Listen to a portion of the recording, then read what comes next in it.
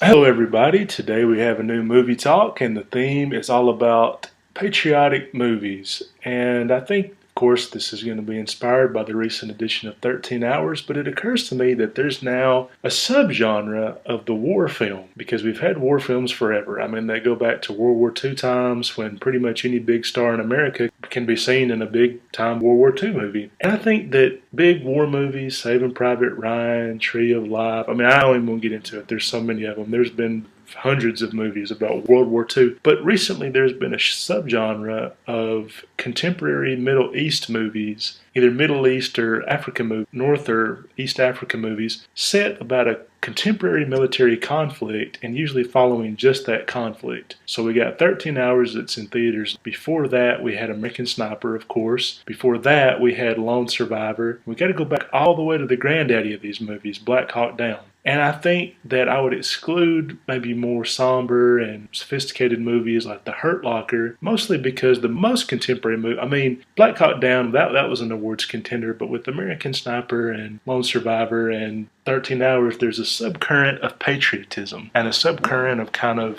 right wing. Even if the audiences of these movies can be anything, they're marketed towards right wing audiences. And I don't even think the studios who make these movies would disagree with that assessment. Let's talk a little bit about how these movies compare and contrast. Now, Lone Survivor and American Sniper, they mostly took a big star and built a vehicle around them. Bradley Cooper was American Sniper. He was nominated for Best Actor. He was really the best thing in the movie. I mean, he did get you under the skin of Chris Kyle's paranoia and intensity. And in Lone Survivor, you mostly had Mark Wahlberg as, you guessed it, spoiler alert, Lone Survivor. But 13 Hours uses a different structure where they take a lot of up-and-coming actors like John Krasinski or James Badge Dale, who's particularly good in this movie, and they take them and put them all in almost an ensemble structure. This goes back a little bit more to Black Hawk Down. People who haven't seen Black Hawk Down in a while, it had everybody in it. You had Eric Bana, you had Tom Sizemore, and Josh Hartnett was ostensibly the star, but he was soon eclipsed by pretty much everybody else in the movie. Orlando Bloom had a small part. Even Tom Hardy had a really small part. I mean, I didn't even remember he was in that movie until I rewatched it. So it's kind of a who's who of who's going to be big in Hollywood, and maybe 13 Hours will work out the same way, but I don't think this movie is going to do any of its main cast any favors. I don't think it's very good. It's definitely not been as big at the box office as the other movies that we just mentioned. I mean, the whole reason that there's been this subgenre of patriotic, ultra-American movies marketed to Fox News and pretty much conservative audiences is because they make a ton of money. I mean, a long time ago, Hollywood discovered that there is money to be made off a rural audience. We can remember that all the way back to The Passion of the Christ.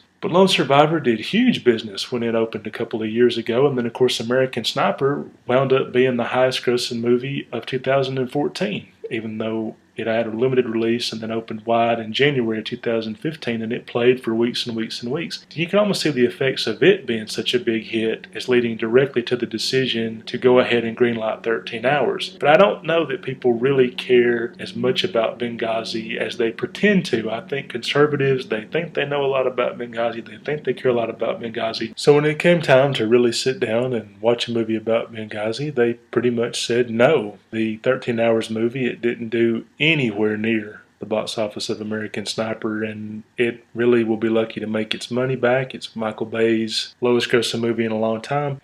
Anyway you slice it, I think Hollywood's going to keep making patriotic movies, and I can only imagine what the next real-life tale will be. Perhaps it'll be the second season of Serial going on right now, where they cover the American soldier that got kidnapped by the Taliban, but that wouldn't really be patriotic and rah-rah enough. I think they'll probably have to find some tale of an American military contractor standing up to ISIS or storming a village or some such, and maybe it'll be pretty good, but right now, the quality in these movies is trending downward.